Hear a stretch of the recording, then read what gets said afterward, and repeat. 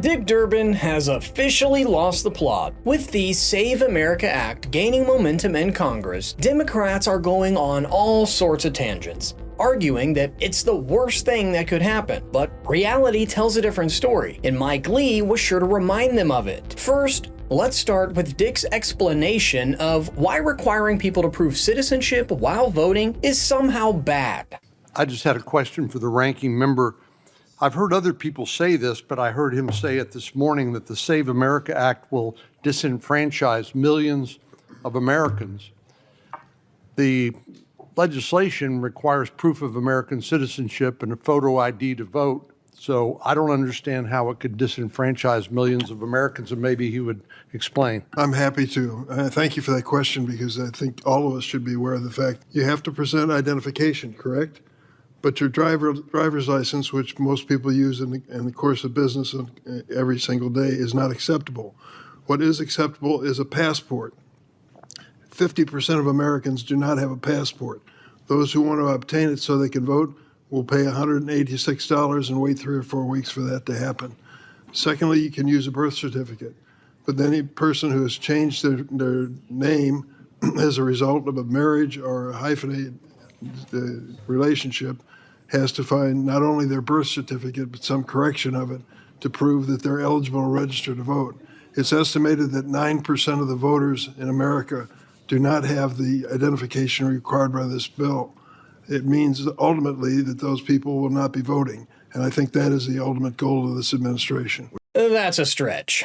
And there is a reason a standard driver's license was not included as valid proof of citizenship. You see, 19 states, along with DC, issue these licenses to illegal immigrants. And you guessed it, most of these places are led by Democrats. Now, to be fair, those documents can't be used for voting or any other federal activity. But when it comes to the Save America Act, it actually lists several accepted forms of identification to prove citizenship. And these are common documents that any responsible adult has. You've probably seen polling numbers. It's an overwhelmingly popular measure, yet many Democrats, and until recently some Republicans, argued that it had little chance of passing. That raises a bigger question. If lawmakers are not willing to act on widely supported policies, what exactly are they there to do? Luckily, Mike Lee was also present during the debate, and he made sure Dick's mental gymnastics wouldn't go unnoticed, and he pushed back hard.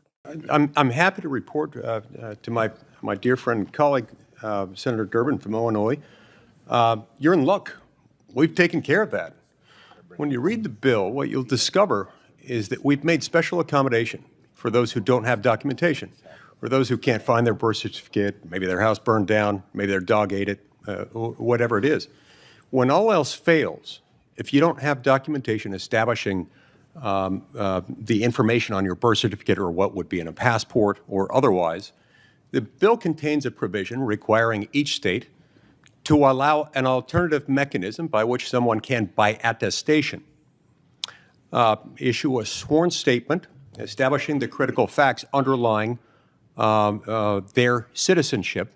It then puts the onus on the state to follow up on that and to determine the authenticity of it. Listen, if you need to show an ID to see an R-rated movie, buy alcohol, board a plane, or even shovel snow in New York City, why wouldn't the same standard apply to better safeguard one of the most important privileges this country provides? It's truly a common sense law, but the Democrats continue to oppose it. And get this. Out of Europe's 47 countries, only the United Kingdom hasn't required photo IDs to vote in their entire country. Does that mean voters are disenfranchised there? Absolutely not. These countries have astronomical voter turnout numbers, with some reaching 70 to 90%. But instead of addressing that point, Dick decided to move the goalpost and leaned on unverifiable data to further his agenda. States have access to their own records. States have reciprocity with other states and are able to achieve verification of that. So we've taken care of that problem, and so I'm sure you'll be elated to hear that, and we look forward to having your affirmative vote when we vote on the Save America Act.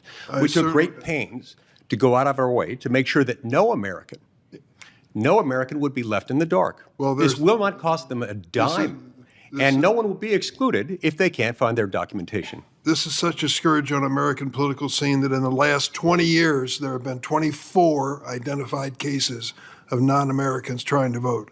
24 people in 20 years. And the president said, we won't consider any other legislation until we consider this bill. First of all, that 24 number, that's made up. According to the Cato Institute, in Ohio alone, based on 2017 numbers, a total of 821 non-citizens were found to have registered in the state over the previous 5 years, 126 of whom actually voted. Louisiana's Secretary of State, Nancy Landry, also announced an investigation last September that found 390 non-citizens registered to vote in the state, of whom 79 have voted in at least one election. Those are small numbers, but the issue has been debated for years. So why not secure the system and remove the argument altogether? Passing a law like this would take away one of the biggest talking points on the Republican side. It's a brilliant political strategy if you ask me. One of their core criticisms claims that it makes voting harder for minorities. But when Amy Horowitz asked people directly about it, the answers told a very different story. What opinion on voter ID laws?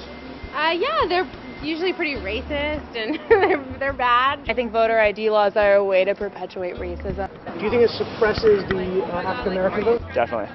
Tell us how. Because they're less likely to have state IDs. Minority voters are less likely to have the kinds of IDs that have been described or required. These type of people don't live in areas with easy access to DMVs or other places where they can get identifications. Do you think that's harder for black people to go online? Well, I feel like they don't have the knowledge of how it works. Do you know any black adult who does not have ID? No, I don't. Is it a weird thing to even say that? Yes, it is. What is this, some type of trick candy camera? I know, right? That's the only thing I brought with me. Those are legit IDs. I heard a lot also that black people can't figure out how to get to the DMV. Really? What does that say to you? I know it's on 25th Street. Do you know where the DMV is around you? It's on 125th Street and 3rd Avenue, I believe. You know how to get there? Yeah. Would you have a problem getting there if you had to get there? No. Would you have a problem if when you go to vote, if they say, could we please just see your ID to make sure you are who you say you are? Do you have an issue with that? No. Would you have a problem if there was a rule where you had to show your ID in order to vote? I don't think so. No. Would you have an issue if there was a rule saying you got to show your ID before you vote? Nah. Are you cool with that? Yeah. That's the modern day Democrats for you. They like to think that they speak for minority voters, but all they do is end up opposing any common sense law just to say they took a stance against the current administration. But the bigger issue is how Congress as a whole is functioning right now. It has been one of the least productive eras in decades, even compared to the last one, which already held that reputation. We've already had 2 shutdowns so far, while overwhelmingly popular laws get brushed aside just because these lawmakers refuse to do the basics of their jobs. On top of that, it's the 3rd oldest Congress in U.S. history, with some members like Durbin and McConnell showing us why we absolutely need term limits. Let me know in the comments your thoughts on the story. Don't forget to like and subscribe, and remember, you heard it here at the Dais.